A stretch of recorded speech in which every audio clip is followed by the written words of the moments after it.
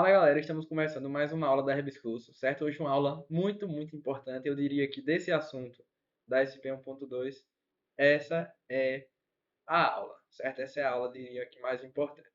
Então nós teremos uma aula agora sobre ciclo cardíaco, certo? Diástole, sístole e etc. Vocês vão aprender algumas coisas hoje que eu imagino que durante o ensino médio podem ser que vocês não tenham visto ou não viram da maneira, digamos que fisiologicamente correta, certo?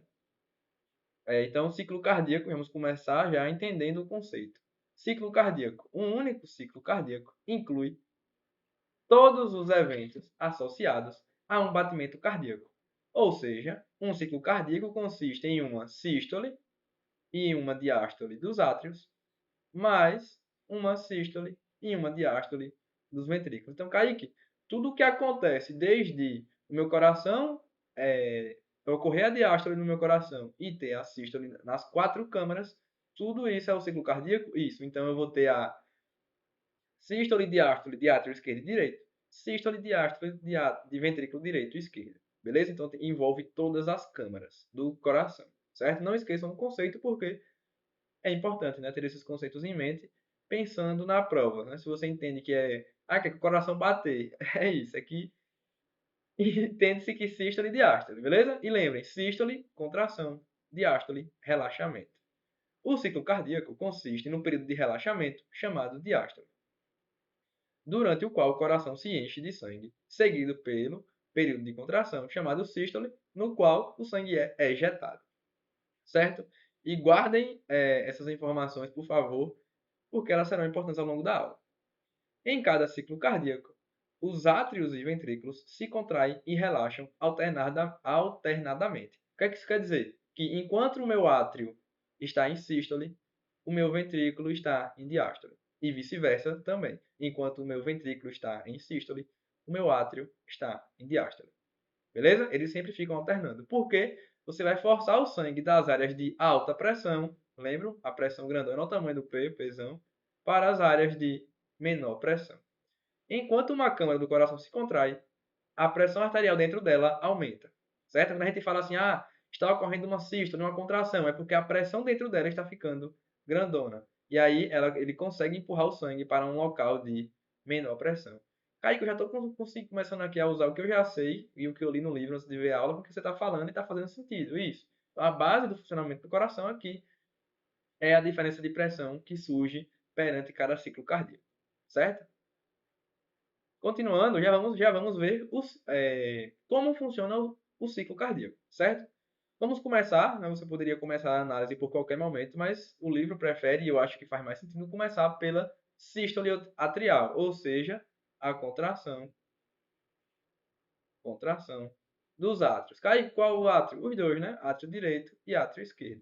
O direito enviando o sangue para o ventrículo direito e o esquerdo para o ventrículo esquerdo. Durante a sístole atrial, que dura cerca de 0,1 segundos, os átrios estão se contraindo. Ao mesmo tempo, os ventrículos estão relaxados. Então, por favor, saibam isso e entendam isso. Enquanto os átrios se contraem, os ventrículos estão relaxados. Por que mesmo? Porque o sangue tem que ir para os ventrículos. Então, eles precisam estar relaxados. Beleza? A despolarização do nó sino atrial provoca a despolarização atrial. Beleza? Lembram do nó sino atrial que se localiza posterolateralmente no átrio direito, abaixo da abertura da veia cava superior? Aquele nó ou nodo sinoatrial sinusal, ele provoca a despolarização atrial. Eu lembro, Kaique, que vai ter, né, os ramos internodais anterior, posterior, medial, o de Batman, que vai para o átrio esquerdo, isso aí. Então, aquela despolarização inicia a despolarização atrial. Beleza? Não esqueçam isso também. Essa aula tudo é importante. A despolarização atrial causa a sístole atrial. E galera, já vou adiantando para vocês uma coisa que eu falei lá em sistema nervoso. Quando ocorre uma despolarização, provavelmente você vai excitar. Então ocorre uma sístole atrial, certo? Você vai ocorrer a contração do átrio. Conforme o átrio se contrai, ele exerce pressão sobre o sangue dentro dele, o que o força a passar através das válvulas atrioventriculares abertas para os ventrículos. Ou seja, eu vou fazer aqui um esquema rapidinho, apenas do lado direito, certo? Durante a sístole, atrial, né? Durante a sístole atrial, o átrio direito está em sístole. Logo, o meu ventrículo está em diástole, certo? Ele está relaxado.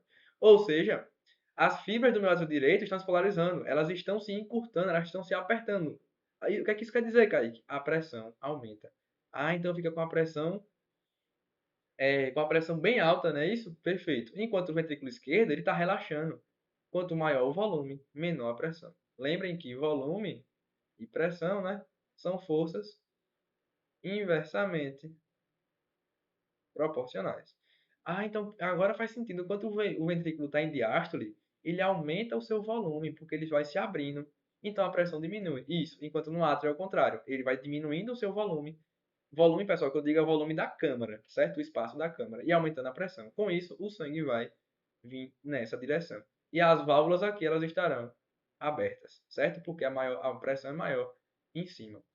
Então esse aqui que você acabou de desenhar, Kaique, é a sístole atrial, isso. Isso se aplica para o lado esquerdo também, certo? Átrio esquerdo, ventrículo esquerdo. Lembrem que o coração, né, que eu faço assim quadrado, é apenas para demonstração. Beleza? E aqui o sangue vai passar. Só que, galera, pasmem, pasmem, e essa assim, é uma informação que nem todo mundo sabe ou aprendeu no ensino médio, mas essa contração do átrio, ela só contribui com uma parcela do sangue que chega no ventrículo. Kaique, como assim? A sístole atrial contribui com os últimos 25 ml de sangue ao volume já existente em cada ventrículo, cerca de 105 ml. Kaique, não entendi. O que é que ele está querendo dizer para a gente? Que esse sangue que vai passar para o ventrículo esquerdo, ele chega, né, pela veia cava superior, veia cava inferior, ele vai passar para o ventrículo esquerdo, uma parte dele, sem mesmo o átrio se contrair. Então, Kaique, peraí, você está me dizendo que o átrio só contribui com uma parcela do sangue, quer dizer, calma, a contração do átrio só contribui com a parcela do sangue? Isso. Então, dos 105 ml que a gente já tinha na câmara, né? Calma. 105 ml já estavam na câmara. 25 ml vão chegar pela contração atrial. Isso aqui totaliza 130 ml. Então, né, reformulando a frase, dos 130 ml que nós temos no final, lá no ventrículo, certo? No ventrículo, no final da sístole atrial ou da diástole do ventrículo, desses 130 ml, a contração atrial apenas enviou 25 ml. Então quer dizer que a sístole atrial ela contribui aí, mais ou menos aí com 20% desse sangue, isso mesmo, essa informação que nem, né, no ensino médio acaba não vendo, ou as pessoas às vezes não sabem ou ignoram, mas isso é muito importante, porque percebam que a contribuição é apenas uma parcela. 80% do sangue que vai para o ventrículo, ele passa sem mesmo o átrio se contrair. Aí que realmente é uma coisa bem interessante da fisiologia do nosso corpo. Pois é. Então lembrem, certo? A contração atrial contribui, né, com uma parcela do sangue, mas uma parte do sangue ela vai chegar no ventrículo apenas pela diferença de pressão que já existe dentro do seu sistema circulatório, certo? Isso é muito importante. O fim da sístole atrial é também o fim da diástole ventricular. Né? Percebam que enquanto o átrio está em sístole, o ventrículo está em diástole. Assim, cada ventrículo contém cerca de 130 ml no final do seu período de relaxamento. Ou seja, acabou a sístole aqui do ventrículo, ele acumulou quanto de sangue? 130 ml. Kaique, isso aqui tem um nome? Tem. A gente chama de volume diastólico final. Volume diastólico final. Kaique, o nome faz sentido. É o volume que ficou após a diástole ventricular. Perfeito, é isso mesmo. Então, após a contração atrial, ao mesmo tempo acontece o quê? A diástole ventricular. Você acumula uma quantidade de sangue lá no ventrículo. E esses 130 ml, pessoal, eles vão para onde? Né? Vão subir aqui pelo tronco pulmonar, vão para os pulmões e depois vão voltar para o átrio esquerdo pelas veias pulmonares, né? As duas esquerdas, superior e inferior, e as duas direitas, superior e inferior. Beleza? Então, assim, esse slide é muito importante entender como é que isso ocorre. E lembrem, certo? Nós teremos uma outra aula que eu vou mostrar um diagrama e lá eu vou destacar isso de novo, para que todo mundo consiga entender. Então, agora a gente teve a sístole atrial, enquanto ocorria a diástole ventricular. Agora é o contrário, né, Kaique? Agora quem vai entrar em sístole é o ventrículo e quem vai entrar em diástole é o átrio. Durante a sístole ventricular, né, a contração do ventrículo, que dura cerca de 0,3 segundos, os ventrículos se contraem. Ao mesmo tempo, os átrios estão relaxados na diástole atrial. Ah, Kaique, então agora inverteu, é isso mesmo. A despolarização ventricular provoca a sístole ventricular, certo? Alguém pode perguntar, Kaique, por que você está falando isso de despolarização? Que a gente vai ter uma parte dessa aula ainda de eletrocardiograma e lá esses termos eles vão aparecer. Então lembrem de agora já e já aprendam. Despolarização ventricular acarreta em sístole ventricular. Conforme a sístole ventricular começa, a pressão intraventricular se eleva e empurra o sangue contra as válvulas atrioventriculares, forçando o seu fechamento.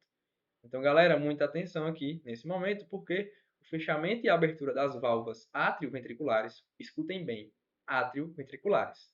Kaique, tricúspide e mitral, isso. Elas ocorrem, né, de acordo com o livro de fisiologia, de maneira passiva. Então, quando o sangue vai do átrio para o ventrículo, ele vai abrir, né, as válvulas, porque a pressão está indo para baixo. Deixa eu desenhar aqui, átrio direito, ventrículo direito. Pronto, aqui é suficiente. Quando o sangue chegou aqui, nós temos quanto? 130 ml no nosso ventrículo direito.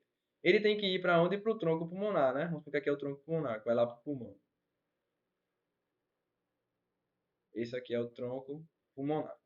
Quando ele vem para o tronco pulmonar, a pressão dentro do ventrículo direito vai aumentar, né? Então eu vou ter um aumento de pressão. O que vai acontecer com o sangue? O sangue ele poderia regurgitar, né? Ele poderia voltar para o átrio direito pelas válvulas.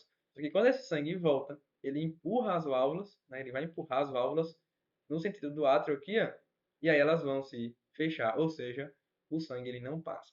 Ah, então elas se fecham de forma passiva, isso mesmo. E eu te pergunto, quem é que garante que essas válvulas não vão, digamos que, colapsar e voltar totalmente para o átrio? Os músculos papilares. Então, os músculos papilares, eles vão, né, puxar aqui, quando elas se fecham, elas vão se fechar, e aí os músculos papilares, lembram? Eles puxam ela em direção ao lado do ventrículo, para que não ocorra uma regurgitação de sangue e o sangue volta, certo? Aqui são os músculos papilares. Lembram? Lá na aula de morfo falei isso, e aí eu trouxe aqui de novo para vocês perceberem. Então, cuidado, né? Tem muita questão que vai falar assim, os músculos papilares fecham e abrem as válvulas. Não, eles impedem, né, a sua volta para o átrio, mas eles não ficam... É que é complicado de explicar porque é muito... As palavras do nosso vocabulário acabam não ajudando, mas tipo, eles não vão fechar. Vão fechar a válvula. Não, ele impede que ela volte. E quando ele faz isso, ele acaba fechando ela. Entendeu? E durante a abertura, quando ela está aberta, ele fica ali meio que frouxo. Ele acaba não interferindo. Então, demorei mesmo porque essa parte é importante. Tudo isso ocorre durante a sístole ventricular. E galera, agora muita atenção. Por cerca de 0,05 segundo, as válvulas atrioventriculares do tronco pulmonar e da aorta estão fechadas. Então, Kaique, quer dizer que o meu ventrículo ele começa ali a sua sístole, só que durante alguns milésimos de segundo aqui, né? No caso aqui, centésimos. Durante alguns instantes, todas as válvulas estão fechadas, porque se fechou as atrioventriculares, fechou o tronco pulmonar e fechou a aorta, está tudo fechado. Isso. Esse período se chama contração isovolumétrica ou contração isométrica. Galera, enquanto você existe aqui esse estímulo de aumento de pressão, eu vou repetir o desenho para ficar o mais explicativo possível. Enquanto o seu ventrículo direito e o esquerdo estão aumentando a pressão. Então a pressão ela está pequenininha, ela começa a aumentar. Por quê mesmo? Porque tem mais sangue chegando. Enquanto isso ocorre, esse aumento de pressão, todas as válvulas estão fechadas. Então a válvula atrioventricular aqui está fechada, a tricúspide, a mitral está fechada e a tronco pulmonar está fechada e a aorta também está fechada. Você fala, Kaique, por que isso acontece? Para que dê tempo, certo? Para que dê tempo de que a pressão dentro do ventrículo seja suficiente para vencer a pressão das válvulas semilunares.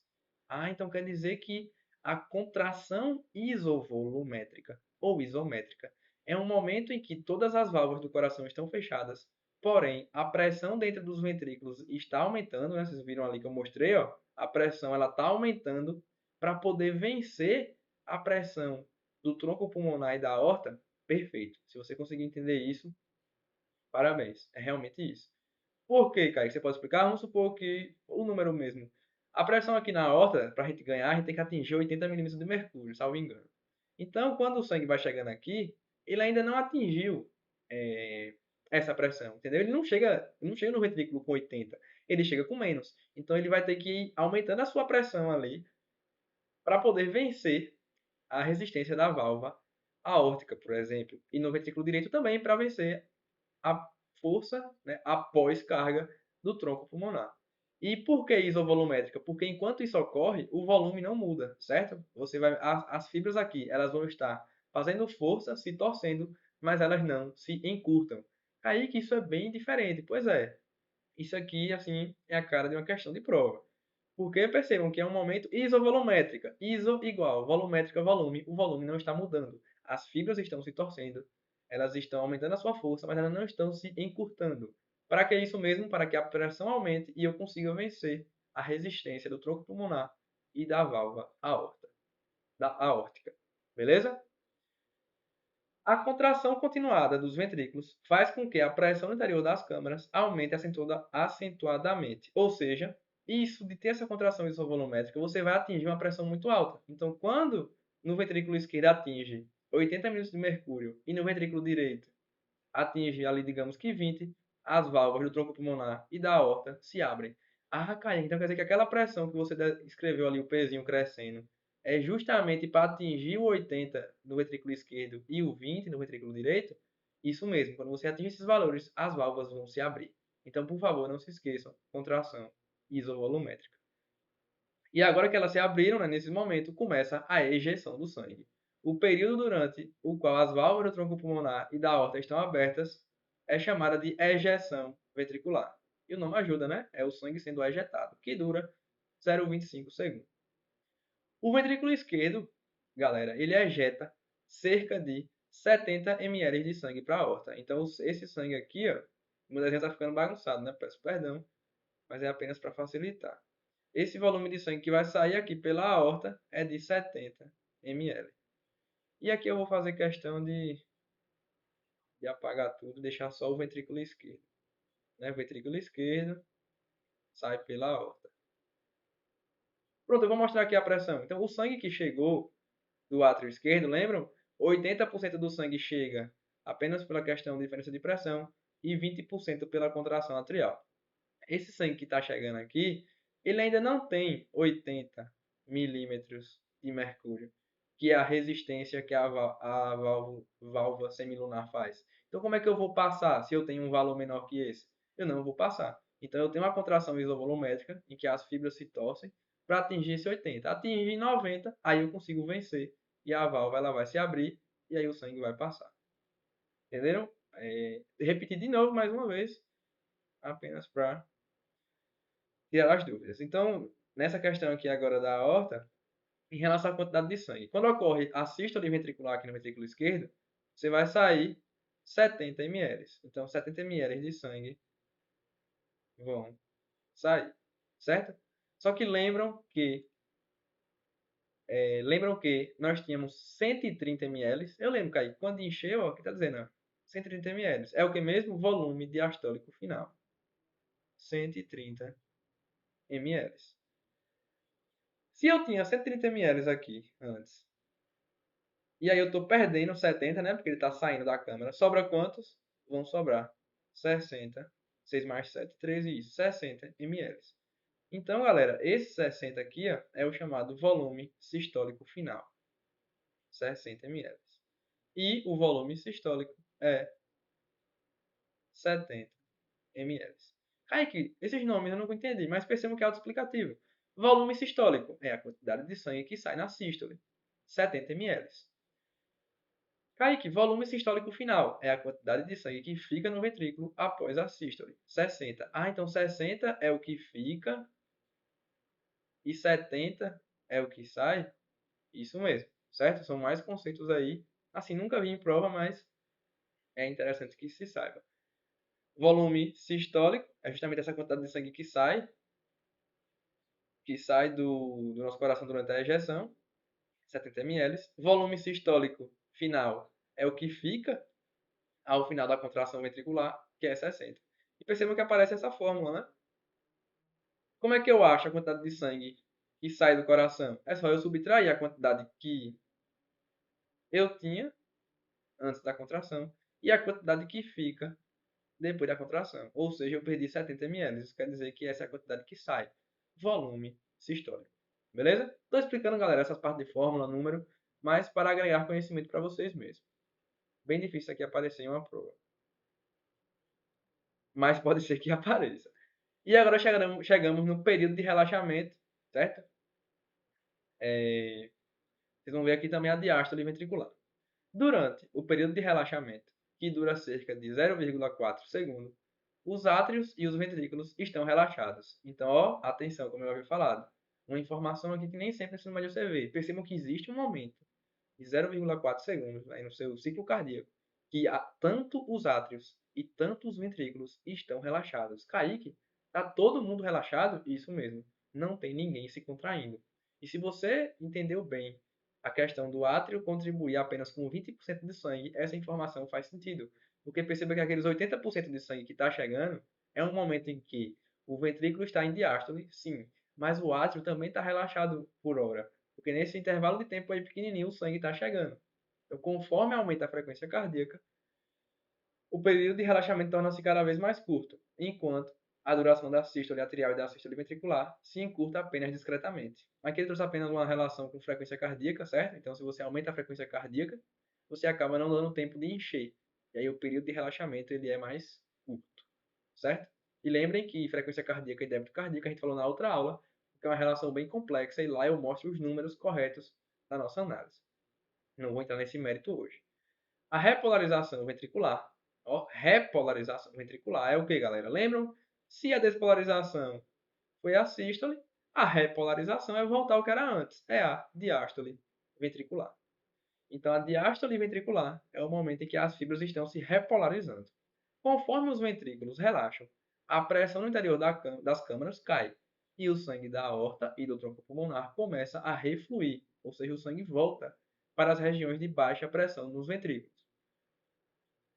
O fluxo, o fluxo retrógrado de sangue atinge as válvulas das válvulas semilunares e fecha as válvulas do tronco pulmonar e da aorta. Ou seja, depois que o sangue sai pela aorta e pelo tronco pulmonar, né, quando acaba a sístole ventricular, o ventrículo começa a relaxar. Quando ele começa a relaxar, esse sangue que saiu, ele meio que volta um pouquinho. Por quê? A pressão na câmara diminuiu.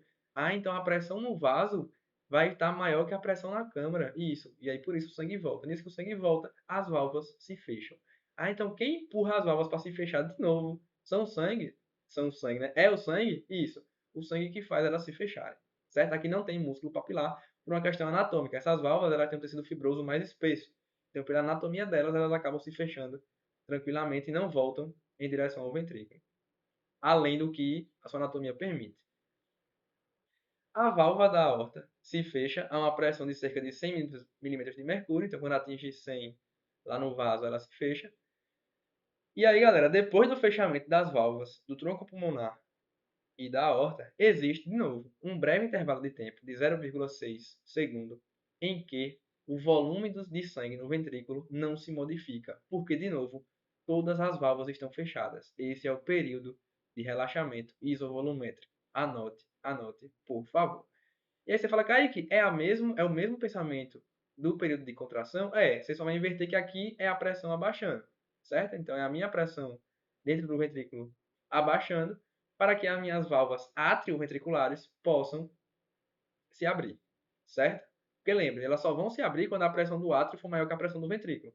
Então, para que isso aconteça, a pressão do meu ventrículo precisa abaixar, né, Kaique? Isso. Então, esse momento que ela está abaixando é justamente acontece porque existe o relaxamento isovolumétrico, que é o quê? O volume ele ainda não muda, só que a torção, a força das fibras vão diminuindo. Então aqui você já começa a ter uma redução da pressão. Vou fazer o mesmo desenho que eu fiz para quando aumentou, só que agora para quando abaixa. Pensem comigo. Nós temos aqui o ventrículo esquerdo. Calma. Nós temos aqui o ventrículo esquerdo, o átrio esquerdo. Tive lá a minha... E eu vou botar a aorta pra cá, certo, galera? Apenas para ficar mais simples. Pronto. Vocês sabem que não é assim, mas para ficar didático.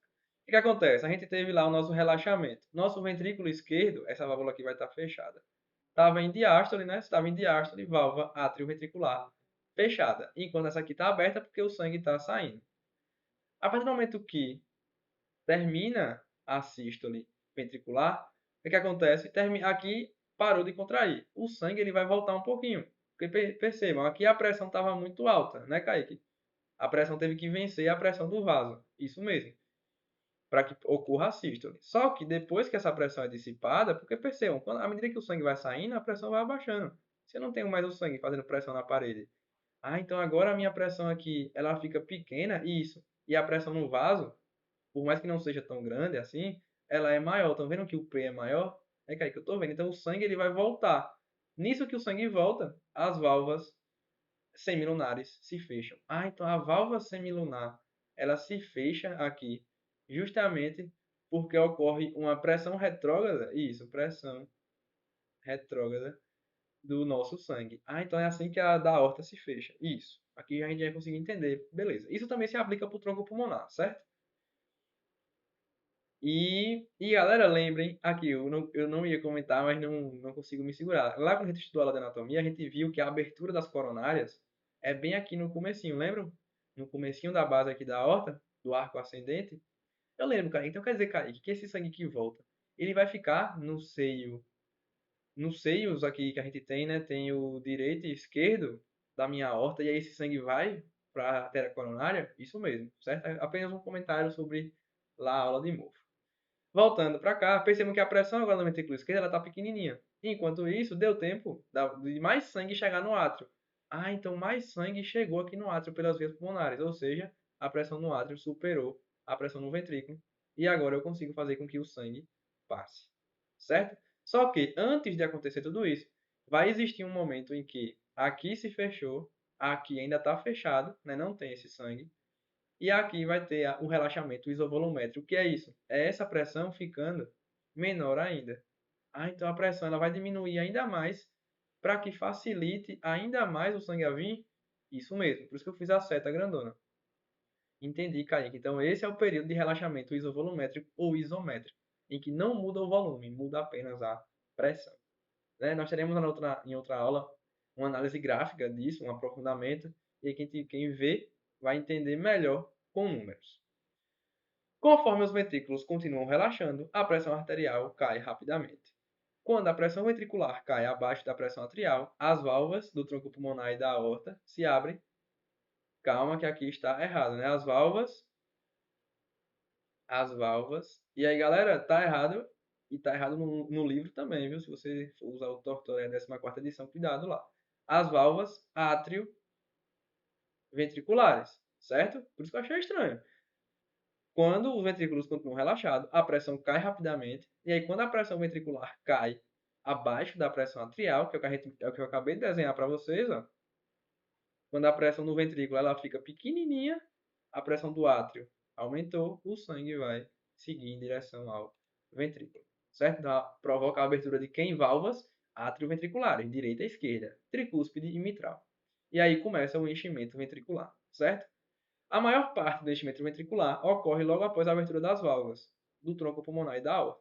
O sangue que flui para os átrios e ali se acumulou durante a sístole ventricular, então se desloca rapidamente para os ventrículos. No final do período de relaxamento, os ventrículos estão cerca de 75% cheios, certo? O que é que ele quer dizer com isso, Kaique? Kaique, está faltando aí 25%. Quem vai mandar esse 25% é a contração atrial. Kaique, você falou que era 20%, isso varia de livro, certo? Percebam que é uma informação que o livro não deixa tão claro o que está acontecendo. Por isso que nós existimos para ajudar vocês. Percebam que no fim do período de relaxamento, que é o que mesmo? As duas câmaras, átrio e ventrículos, as quatro estão relaxadas. Então nesse momento, o meu ventrículo ele vai se encher 75% sozinho? Isso. Os últimos 25% ou 20% vai ser a contração atrial lá do primeiro slide. Kaique, então o primeiro slide, ele fecha esse último slide. Isso mesmo. Isso tudo que a gente viu foi o ciclo cardíaco, certo? Então percebam que você tem contração atrial, o sangue passa para o ventrículo. O ventrículo vai ter a contração isovolumétrica, então a pressão vai aumentar, só que o volume não muda. Depois que essa pressão atingiu o suficiente para vencer a pós-carga do tronco pulmonar e da aorta, o sangue sai para pulmão e corpo. Beleza, Kaique, sangue voltou para o lado esquerdo. Acontece o quê? Mesma coisa. 80% do sangue ou 75% do sangue passa apenas pelo relaxamento e 20 ou 25% passa pela contração atrial. Certo, Kaique? Aí agora vai acontecer o quê? Você vai ter o enchimento do ventrículo. Beleza. E aí depois do durante o enchimento do ventrículo, você também tem, antes, né, de ocorrer, você tem o período de relaxamento isovolumétrico, que é o quê? O ventrículo vai, antes dele começar a mudar de volume, ele passa por um momento em que as fibras elas perdem a força, elas perdem a torção. Então, ela vai diminuir a sua pressão e não muda o seu volume. Ah, então esse é um momento bem rapidinho ali, você vê que o tempo é bem curto, que ocorre antes do sangue começar a chegar. Isso. E percebam que durante os relaxamentos isovolumétricos, relaxamento e contração isovolumétrica, as quatro válvulas estão fechadas. Então não muda o volume, certo? Eu repeti várias vezes, de várias formas, para que isso fique claro para todos. Nós temos aqui a imagem, a contração atrial. Lembre, né, que corrobora apenas com 25 ou 20% do sangue que chega lá no coração. Galera, qual é mesmo o volume diastólico final? Aí, que é a quantidade de sangue que fica no ventrículo após a contração atrial, né, ou após o fim da diástole ventricular. Os dois pensamentos se aplicam já que uma coisa acontece concomitante. 130 ml, certo? Então aqui, ó, dentro tem 130 ml, depois da contração atrial. Eu vou ter a contração isovolumétrica. Percebem que está tudo fechado? Válvula atrioventricular direita fechada. Válvula atrioventricular esquerda fechada. Válvula do tronco pulmonar fechada. E a aorta também está fechada. Nesse momento as fibras estão se torcendo, mas não mudam o volume. Certo, Kaique? Depois, ejeção ventricular. 70 ml de sangue vão sair para o coração e para o corpo. Circulação pulmonar e sistêmica. Depois, os ventrículos têm que se encher, não tem? Tem. Relaxamento isovolumétrico. Certo? Nesse momento de relaxamento isovolumétrico, você também não muda o volume. Ó, todas as válvulas estão fechadas. Ah, Kaique, então o sangue ele não mexe, não mexe. Só que a pressão aqui dentro, à medida que esse tempo vai passando, ela vai ficando cada vez mais pequenininha. Certo? Cada vez mais pequenininha. Enquanto a pressão no átrio aumenta. E por que aumenta, pessoal? Olha a seta chegando. Ah, Kaique, tem mais sangue chegando do retorno venoso. Isso mesmo. E aqui do pulmão, né? As veias pulmonares. Ah, então a pressão no meu átrio aumenta, enquanto a do meu ventrículo está ficando pequenininha aqui. E isso é o suficiente para que ocorra o enchimento ventricular. E aí essa pressão grande aqui, ela vence a pressão pequenininha aqui também. E o sangue passa. Kaique, que interessante, vendo assim com letra e seta. Pois é. E depois contração atrial, né? E aí vai repetir tudo desde o começo. Ah, e lembrem, você ejeta 70 ml. Isso quer dizer que se eu tinha 130 ml e saiu 70, o volume sistólico final é de 60 ml. Certo? Aqui, pronto, aqui, ó. Aqui eu tenho, é o que sobra, né? Eu tenho 60 ml após a sístole. Esse restinho de sangue aqui. Lembrem que a quantidade de sangue é igual, né? Porque tudo que passa por um ventrículo também passa pelo outro. Lá pelo princípio de Frankenstein. E aí, galera, chegamos na questão, né? Tem o objetivo de eletrocardiograma e ciclo cardíaco. E aí, eu peço muito cuidado, muito carinho, muita atenção, porque eletrocardiograma é um assunto muito extenso. O foco no segundo período é vocês entenderem as ondas. A gente vai ver onda P, as ondas, né, ou o complexo QRS, e a onda T, e existe a onda U também, certo? Esse é o momento que você tem que entender isso. Kaique, eu vi no livro que tem derivação D1, D2, vai até D6, AVF, AVR, AVL, eu vi que tem eixo cardíaco, tem lá os ângulos, eletrodos. Eu tenho que saber isso agora? Não. Tem derivação frontal, derivação precordial. Isso não é para agora, certo? Muita calma. Então o foco aqui é entender as ondas. Então vamos lá. O eletrocardiograma, certo? Ou ECG, mostra as ondas P, QRS e T. Também existe a onda U, certo? Só que ela, assim, existem muitas controvérsias. Elas são voltagens elétricas geradas pelo coração e registradas pelo eletrocardiógrafo na superfície do corpo, certo? A gente coloca 3 eletrodos mas aí de várias posições diferentes, né? Mudando os membros, nós encontramos essas ondas. Resumindo, é isso. A onda P, galera, é causada pela despolarização dos átrios. Eu pergunto para você, se despolarizou o átrio, quer dizer o quê? Ah, Kaique, essa daí é a contração atrial, né? Isso mesmo. Após a despolarização das fibras atriais, você tem o quê? A contração atrial. Ah, então a onda P é referente à despolarização do átrio, que causa a contração atrial? Perfeito. Se você entendeu isso, você já está aí com o pé direito para entender o eletrocardiograma. Que causa aumento discreto na curva de pressão imediatamente após a onda P eletrocardiográfica. Certo? Então guardem isso da onda P. As ondas QRS, né, ou complexo QRS, surgem como resultado da despolarização agora dos ventrículos, o que inicia a contração ventricular. Então, Kaique, o complexo QRS tem a ver com a contração do ventrículo, não é isso? Perfeito. E faz com que a pressão ventricular comece a aumentar. Portanto, o complexo QRS se inicia pouco antes do início da sístole ventricular. Percebam que as ondas elas acontecem antes de ocorrer necessariamente o movimento de contração. Porque percebam que ainda são as fibras despolarizando e aí o eletrocardiógrafo ele consegue pegar essa mudança elétrica, certo? Então, onda P, complexo QRS. E agora só falta a onda T. Onda T ventricular. Ela representa a repolarização dos ventrículos, certo? Quando suas fibras musculares começam a relaxar. Ah, Kaique, é a diástole, né? Enchimento. Isso aí. Portanto, a onda T surge pouco antes do final da contração ventricular e próximo ao início do enchimento ventricular. Kaique, então eu sou o craque do eletrocardiograma. Eu já sei o que é uma onda P, despolarização atrial, um complexo QRS, despolarização ventricular, e uma onda T, repolarização ventricular. Só que é isso que eu falei para vocês. O momento agora é entender essas ondas, certo? Posteriormente, ao longo do curso, vocês vão adentrar aí nos planos e derivações, sobrecarga de átrio direito, sobrecarga de átrio direito, bloqueio de ramo, sobrecarga ventricular, mas isso não é por agora, ainda no terceiro. Fiquem calmos, vocês vão ver isso lá no quinto. Beleza? Ah, alguém pode estar se perguntando, Kaique, e não existe repolarização do átrio, não? Porque eu estou vendo que tem despolarização do átrio, despolarização do ventrículo e repolarização do ventrículo. Cadê a repolarização do átrio? É isso, galera.